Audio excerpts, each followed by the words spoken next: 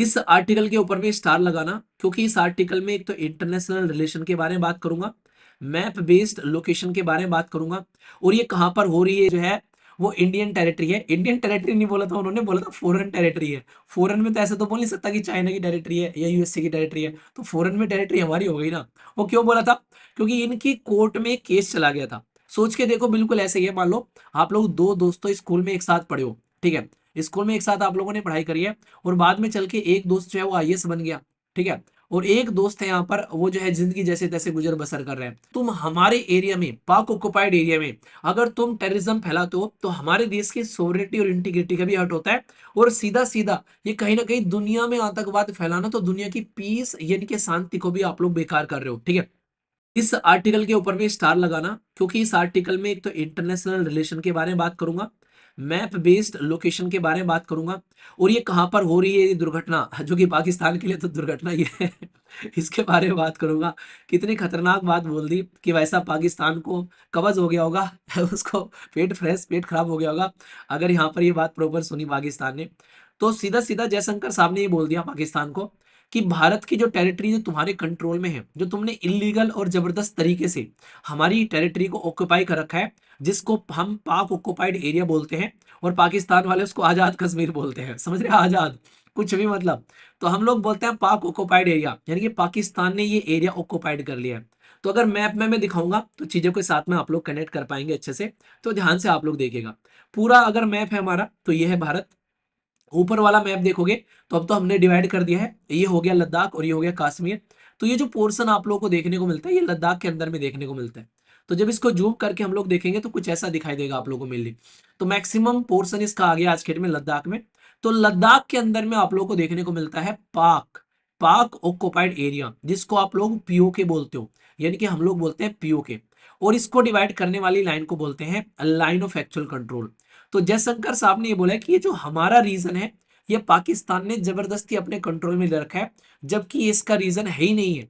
तो इसके बारे में बात की गई है। और ये समझो, मतलब हमारा रीजन और दहेज में किसी और को बांटा जा रहा है।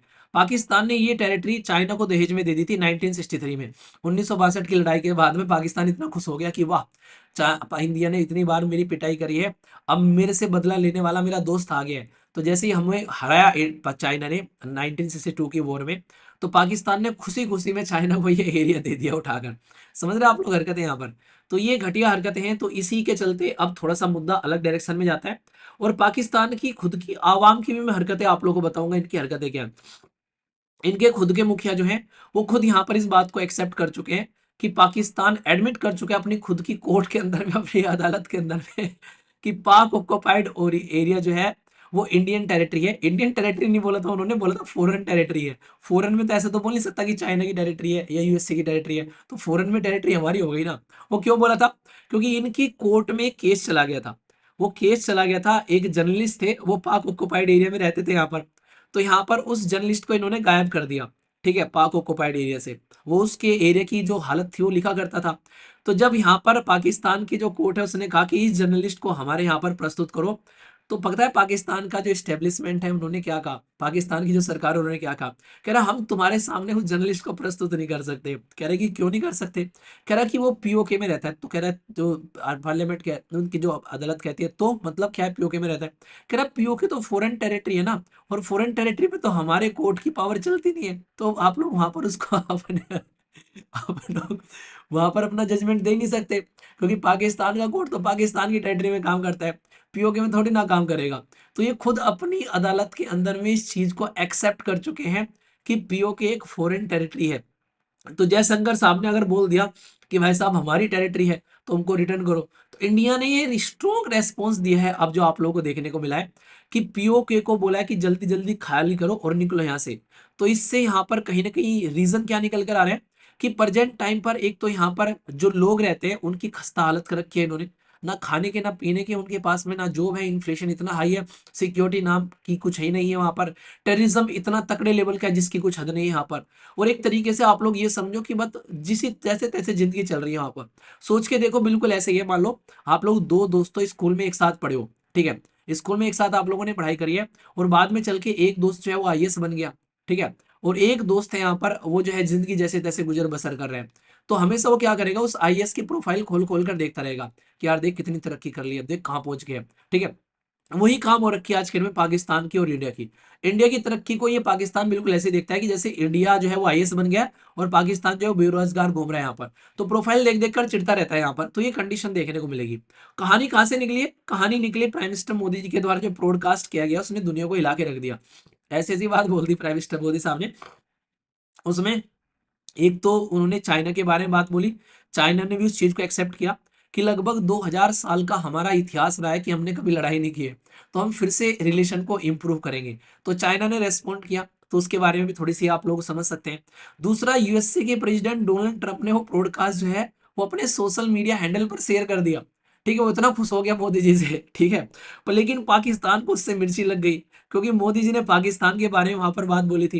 कह रहा कि वो तो स्टेट, वो तो है एक देश का, मतलब देश के नाम पर देश ही नहीं है। ठीक है, तो उसको तो ऐसे ही बोला जाता है हमेशा। तो उसके चलते पाकिस्तान की साइड से रिएक्शन निकल कर आई थी। तो एक्सटर्नल अफेयर मिनिस्टर ने नॉर्मली तो कमेंट किया नहीं, भाई हमारे देश के अंदर में जो रायसीना डायलॉग हुआ उसमें जाकर पाकिस्तान की बेइज्जती कर डाली। आप लोगों को पता है एक्सटर्नल अफेयर मिनिस्टर हुआ है, उनके उनकी कहा, उनके लिए वो से वो नहीं है, वो कहावत, वो दोहा बिल्कुल सटीक बैठता है। सत सैया के दोए रे जो नावी के तीर, देखन में छोटे लगत घाव करत गंभीर। मैं तो थोड़ी सी बात बोल के जाता है पर इतनी गहरी बोल देते हैं कि सामने वाला बोलने के लायक नहीं रहता है। तो ऐसी ऐसी बातें बोल के चले जाते हैं यहाँ पर। सेम काम इन्होंने भी रिसेंटली एक जर्नलिस्ट के साथ में किया था, पाकिस्तान का जो जर्नलिस्ट था यहाँ पर। तो यही कंडीशन आप लोगों को यहाँ पर देखने को मिलेगी। तो यहाँ पर अभी रिसेंटली इंडिया का जो रेस्पॉन्स है वो काफी टाइट होता जा रहा है, जब हम लोग बात करते हैं पाक ऑक्युपाइड एरिया को लेकर। और हम लोग पब्लिकली इस चीज को बहुत उठा रहे हैं आज की डेट में कि पाकिस्तान को अब विड्रॉ कर लेना चाहिए पाक ऑक्युपाइड एरिया से, और उसके बारे में मिस इन्फॉर्मेशन नहीं स्प्रेड करनी चाहिए, क्योंकि वो ऑलरेडी एक्सेप्टेड है कि वो भारत का एरिया है यहाँ पर। तो ये पॉइंट आप लोगों को यहाँ पर याद रखना है। और क्रॉस बॉर्डर टेररिज्म पाकिस्तान जो स्पॉन्सर करता है वो तो दुनिया के सामने खुला पड़ा है, किसी को बताने की जरूरत नहीं है। तो उसी चीज को यहाँ पर जयशंकर साहब ने जो है इस पर्टिकुलर मीटिंग में उठाया और यहाँ पर इसको डायरेक्ट बोल दिया कि अगर तुम हमारे एरिया में, पाक ऑक्युपाइड एरिया में अगर तुम टेररिज्म फैलाते हो तो हमारे देश की सोवरेनिटी और इंटीग्रिटी का भी हर्ट होता है। और सीधा सीधा ये कहीं ना कहीं दुनिया में आतंकवाद फैलाना, तो दुनिया की पीस यानी कि शांति को भी आप लोग बेकार कर रहे हो। ठीक है, देखो इसके बारे में एक छोटी सी बात और डिस्कस करूंगा आगे चल के मैं। ये सारा काम हो रहा है रायसीना डायलॉग के अंदर में। ठीक है, और उसमें यहाँ पर ये तक बोला गया कि पाक ऑक्युपाइड जो है आज की डेट में देखोगे कि एक तरीके से इलीगल ऑक्युपेंस है यहाँ पर, जो कि वर्ल्ड वॉर सेकंड के टाइम से यहाँ पर इसके कंट्रोल में है यहाँ पर। और इन्होंने सबसे जो खतरनाक बात मुझे जयशंकर साहब की लगी पर्सनली, मैं सुनकर भी थोड़ा सा हैरान हो गया कि मैंने कहा पाकिस्तान को तो लपेटा ही लपेटा, पूरे वेस्टर्न वर्ल्ड को लपेट लिया अब जयशंकर साहब ने। उन्होंने बोला कि जो वेस्टर्न वर्ल्ड है, और जब वेस्टर्न वर्ल्ड यूज किया जाता है तो सीधा सीधा आप लोग समझा करो कि उन अमीर देशों के बारे में बात की जा रही है, जैसे कि यूरोपियन कंट्री हो गए। ठीक है, जैसे कि यूरोपियन कंट्री हो गई यहाँ पर, और अमेरिका हो गया। तो वेस्टर्न वर्ल्ड का मतलब इन अमीर देशों के बारे में बात की जा रही है। तो जयशंकर साहब ने क्या बोल दिया, उनको लपेटते लपेटते बोला गया कि ये पाकिस्तान इतना मुखर होकर क्यों ऐसी बातें करता है हमेशा कि पाक ऑक्युपाइड एरिया मेरा है, क्योंकि वेस्टर्न वर्ल्ड में भी इनकंसिस्टेंसी है।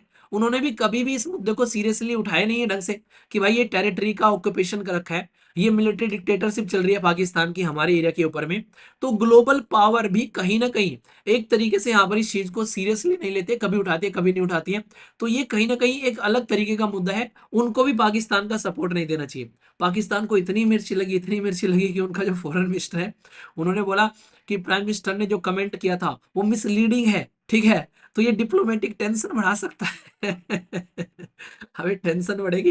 इन्होंने अपने देश के अंदर में ट्रॉफी ऑर्गेनाइज कराई। अभी इंटरेस्टिंग चीज बताऊं, नॉर्मली अगर कोई देश किसी देश में कोई इंटरनेशनल इवेंट ऑर्गेनाइज कराता है तो फायदे के लिए ऑर्गेनाइज कराता है कि यार यहाँ पे बाहर के देश आएंगे, हमारे देश में लोग बहुत सारे विजिट करेंगे, हमारे देश में एडवर्टीजमेंट मिलेगा, हमारे देश की इकोनॉमी को फायदा होगा, जहां इस तरीके की सिचुएशन होती है। ठीक है, लास्ट वाला जो फीफा वर्ल्ड कप हुआ था, बताइए कहाँ पे हुआ था? उस देश को इतना फायदा हुआ जिसकी कुछ हद नहीं है।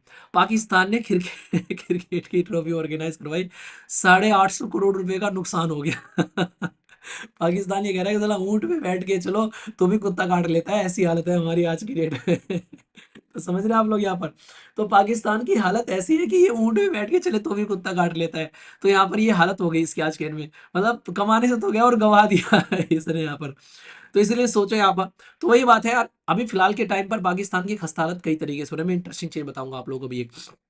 एक आर्टिकल पढ़ रहा था मैं, दूसरे न्यूज़पेपर में था वहाँ पर, तो उसमें अफ़गानिस्तान और पाकिस्तान को लेकर बात की गई थी, इसलिए थोड़ा-सा बता देता हूँ मैं, ताकि आप लोग कनेक्ट कर पाओ। आज की डेट में अगर ध्यान से आप लोग देखोगे, तो अफ़गानिस्तान और पाकिस्तान में एक बहुत बड़ी समस्या निकल कर आ रही है। वो क्या है? वो है ISIS, Islamic state of Syria और इराक वाला जो टेररिस्ट ग्रुप है, वो अफ़गानिस्तान में पैर पसार रहा है आज की डेट में। तो इसलिए इंडिया चाहता है कि तालिबान इतने स्ट्रॉन्ग रहे कम से कम, ताकि वो आज की डेट में आईएसआई को डील कर सके। पाकिस्तान क्या चाह रहा है? पाकिस्तान चाह रहा है तालिबान को मौखी खिलाना, क्योंकि तालिबान उसके हिसाब से चल नहीं रहा। पाकिस्तान ने दुनिया भर का दूध पिलाया था तालिबान को कि तालिबान आएगा तो हमारे हिसाब से काम करेगा, पर लेकिन ऐसा हुआ नहीं। अब कंट्रोवर्सी क्या है, अब ये समझना, बहुत ही एक ऐसा वीक पॉइंट बताऊंगा जो कि दुनिया में बहुत बड़ी दिक्कत क्रिएट कर सकता है। तालिबान को अगर हराकर आईएसआई अगर तालिबान पर कब्जा कर लेता है, और अफगानिस्तान अफगानिस्तान के अंदर में, और पाकिस्तान जो चाह रहा है तालिबान को कमजोर करना, तो तालिबान को अगर पाकिस्तान भी कमजोर करने पे लग गया, और आईएसआई अगर तालिबान के जगह पर यहां पर स्टेब्लिश हो गया, तो पाकिस्तान को फिर वो ठिकाने लगा देगा बड़ी आसानी से, ठीक है, क्योंकि पूरा का पूरा टेररिज्म जो है उसी पैटर्न पर चलता हुआ नजर आता है।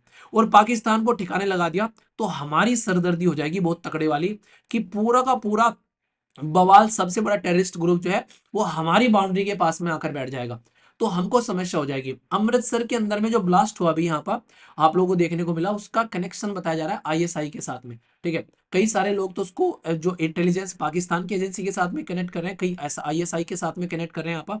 तो ये हमारे लिए बड़ी दिक्कत हो जाएगी, हमारी सिक्योरिटी के लिए बड़ा खतरा हो जाएगा, क्योंकि जिस एरिया में टेररिज्म जाता है उस एरिया को तहस नहस करके रख देता है भाई साहब, ठीक है। तो आप लोग समझ सकते हो, आज के दिन में सीरिया की हालत देख लो आप लोग, आज के दिन में इराक की हालत देख लो आप लोग, यहाँ पर जहां जहां पर भी इसने पैर पसारे हैं, कहानी खराब करके रख दी है।